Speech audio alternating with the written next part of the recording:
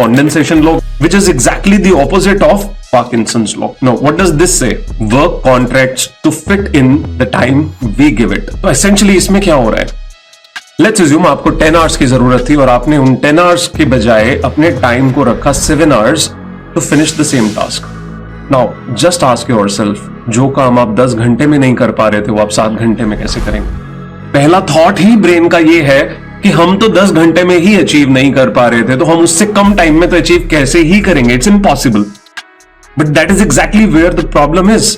Your brain is accustomed to finish things in more time than required, than decided, than allotted. मतलब जितना आप normal time मान के चल रहे हैं उससे ज्यादा वक्त ही आपका ब्रेन हमेशा लेता है. तो what are you supposed to do? You're supposed to put lesser time, condense the time and tell your brain, let yourself know, इतने में ही खत्म करना है मुझे ये टास्क. एंड ट्रस्ट मी, आप 7 घंटे में खत्म कर देंगे वो टास्क, क्योंकि अब आपके पास टाइम अवेलेबल नहीं था. The only problem is you know clearly you always have enough time and that's why you drag things.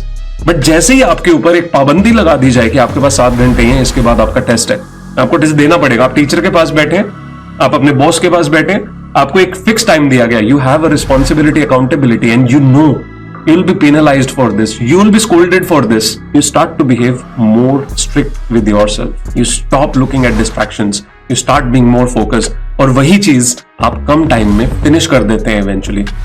Which essentially means every time you decide कि आपको एक काम करने के लिए आपको x number of hours चाहिए, तो I'll say always multiply x number of hours by 0.8, 0.75, 0.7, anything lesser, and then try to do it. Do this not once, twice, thrice, number of times. Keep doing this till the time your timeline matches this number that you have decided for yourself, which is a lower number than the required. X into 0.5 पे भी शायद आप पहुंच जाएंगे किसी दिन.